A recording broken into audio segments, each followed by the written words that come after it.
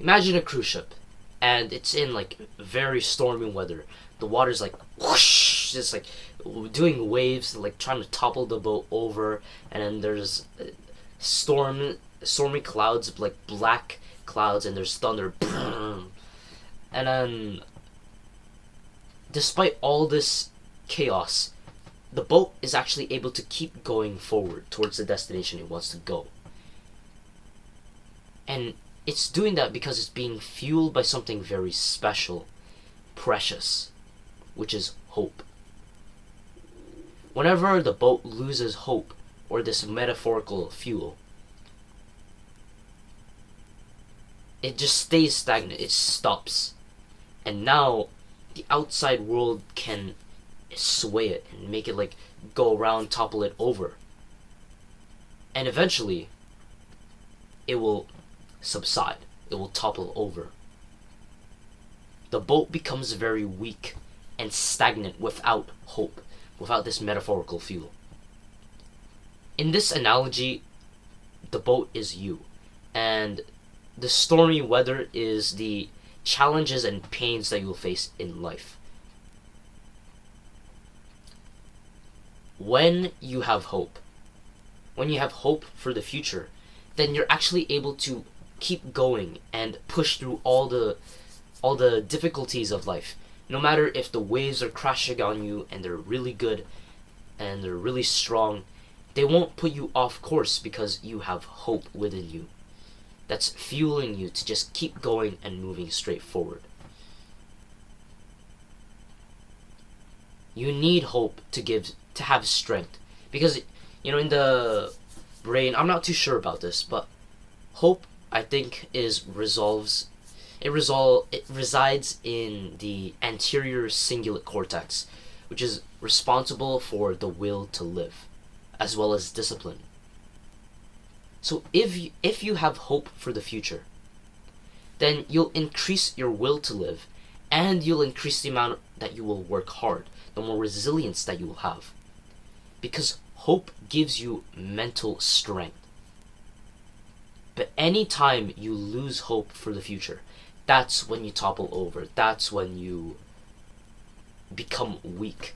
And that's when you become kind of depressed. But with hope, you have this kind of depression, but also a bit of excitement for the future. A lot of people, they get this wrong. They think, oh, bad things in my life will happen. Bad things will happen in the future. Then I will become hopeless. No. It's more like you become hopeless. Therefore, you don't really do anything. You just give up. And then bad things will come to you in the future. If you want good things to happen to you in life, if you want to be able to overcome the challenges of life, you need to have hope. You need to have hope in order to be able to push through all these stormy weathers and like this lightning that's crashing you down, trying to topple you over. You need hope in order to endure all of this. Hope is so important for happiness. I remember once in school, during lunch back in grade 7,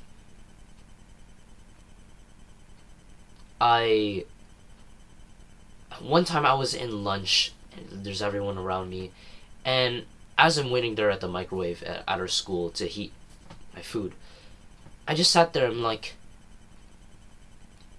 start crying. I start tearing up. And I feel like this wave of sadness go over me. I don't even know what's causing this sadness. I'm like, what is even happening? I don't know what's causing this. Bro, people might see me. Let's go into the bathroom. So I run into the bathroom. I lock the bathroom stall. And then I fully start crying, bro. It was like a child, bro. But I had to restrain myself still. Because I could hear there were people still outside. So I still had to quiet down my crying. And there in the bathroom by myself, no one else was there. That's when I really prayed to God. I was like, God, please help me to overcome this sadness. But nowadays, fast forward to the future to now, I'm waking up every day with a smile and excitement. It's excitement in here, and I'm thinking, wow, my life is so much better than before, and it's going to keep getting better. It's going to keep getting better. Wow, this is exciting. I'm so excited for the future. Yeah, exactly. This is such like a big transformation, such a big difference, night and day difference in the emotion that it gives. Here it's just hopeless, desolate, of sadness. And here it's excitement. It's of zest for life and hope. That's the difference. Hope can make the difference between a desolate life and a rich, meaningful life. So then, how can you cultivate hope in order to increase your happiness? I'll just check my notes first. The first one is to be ambitious, to cultivate big thinking. So, in order to have hope, you need to have something in the future that you can be excited about. And what is that something that you can be excited about? It's to set goals. So one of my goals is to earn $100,000 a month in the next 3 years. So set a big ambitious goal that is meaningful to you, that is actually important to you, that you want to achieve. And then make it ambitious, make it big. Like $100,000, that is so much more than what my dad actually earns. And then once you have that, you just get like a marker and paper, and then you write down your goal and you paste it on your wall. You put some tape over it. And every day, look at that goal, and then every week, just do the things that is required of you in order to get to that goal. So for me, in order to earn $100,000 a month, I need to post like daily videos like these and then sell a product. That's how I'm going to make that money.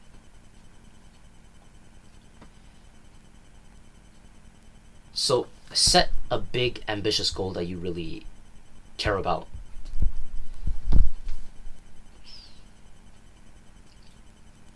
Yeah, it's almost like, a soldier is he's drafted for war.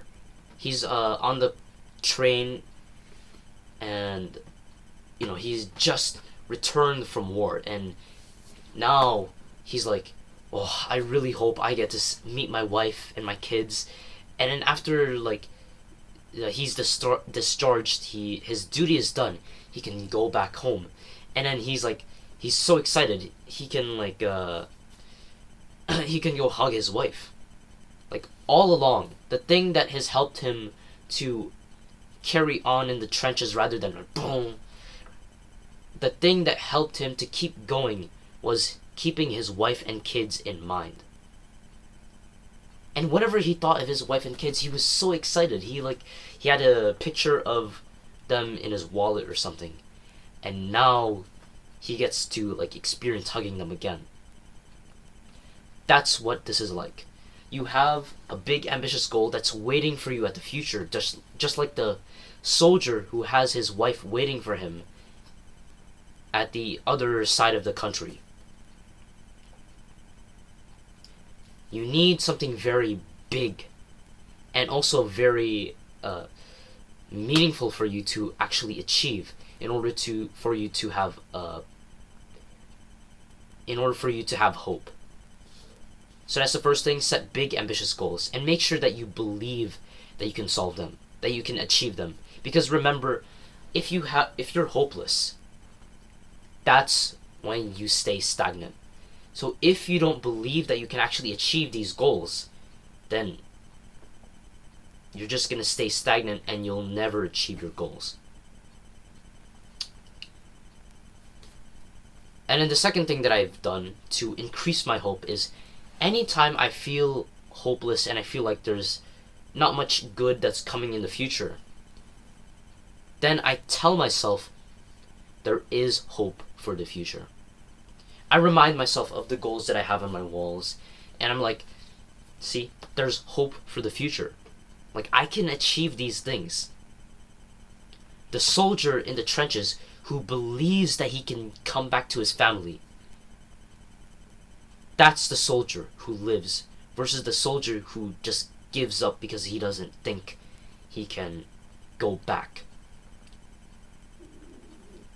Tell yourself there is hope for the future. Anytime I just feel like this kind of desolate sadness feeling, like there's not much in store for the future, I'm like, no matter what you think, there is always hope for the future.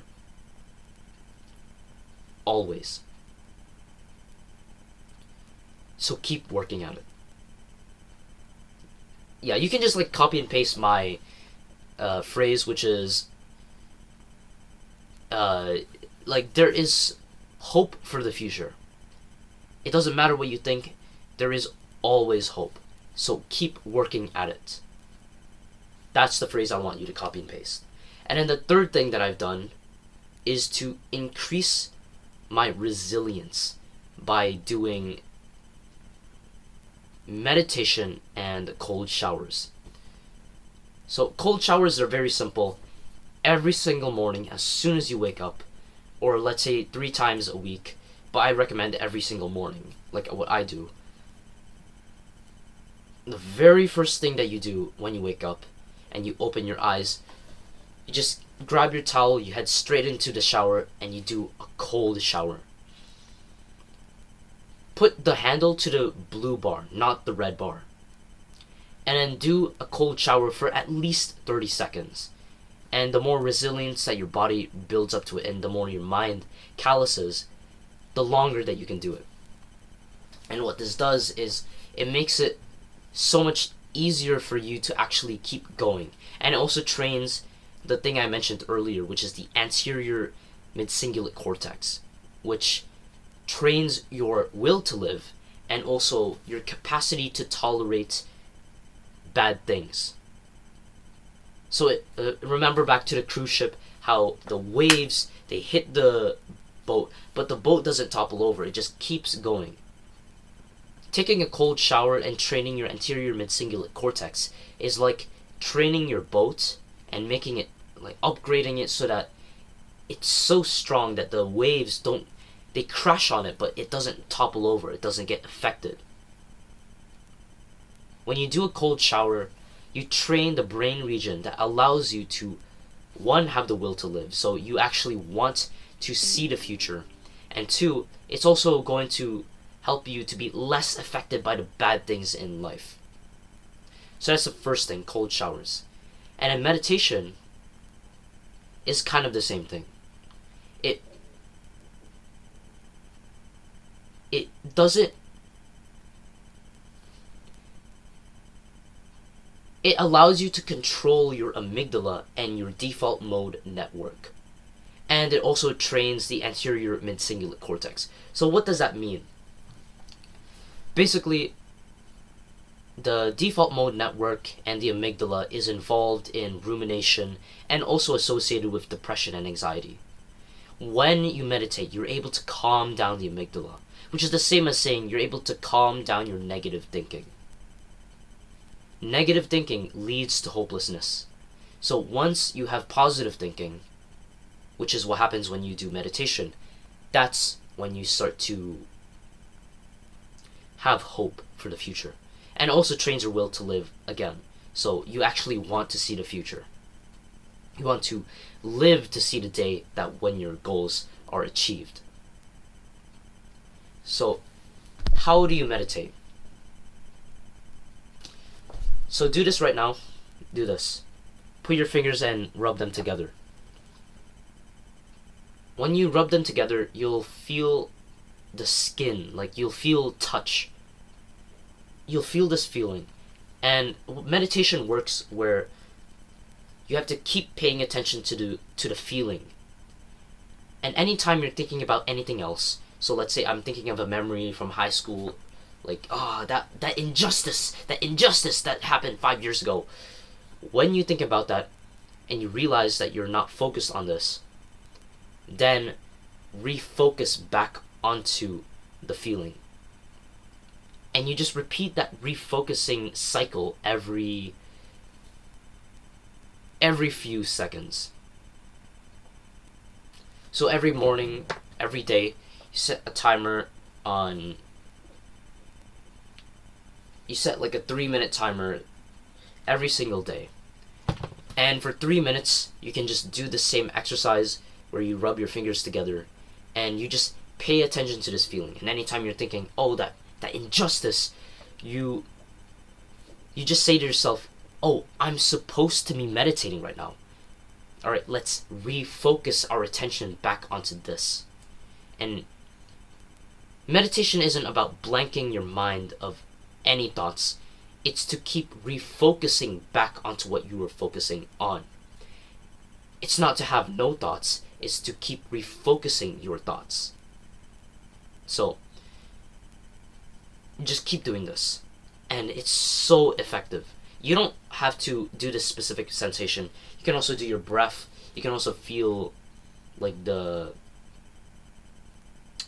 your bum on the seat that you're sitting on. You can just feel all these different things, as long as it's a sensation.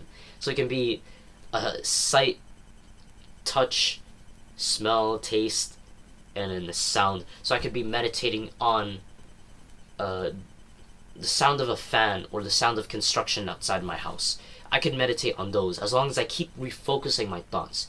It doesn't matter what sensation you choose, as long as it's like something that's easy for you to pay attention to. So for example, this. Or for me personally, I like to pay attention to my diaphragm when I breathe. Make sure to close your eyes as well. So yeah, those are the 3 things that I've done in order to actually cultivate hope into myself and to increase my resilience and push through all the stormy weathers of life. Set big, ambitious goals that you really care about, that are meaningful to you, and paste them on your wall. And then to tell yourself there is hope, and you just need to keep working. No matter what you think, there is always hope. Because having hope in the first place is what leads to you having good things happening in the future anyways. So tell yourself there is hope, and to keep working at it. And then the third is to increase your brain's resilience, to train the specific brain regions, which are the anterior midcingulate cortex, amygdala, default mode network, through cold showers and meditation, so that you actually are less toppled over by the stormy weathers of life. If you like this video, drop down a like, make sure to subscribe, and I also have a paid product in the description that you can go to, and I'll coach you, I'll teach you very good things. More things like this, more advanced things like this. See you. Ba-da-ba-ba-ba.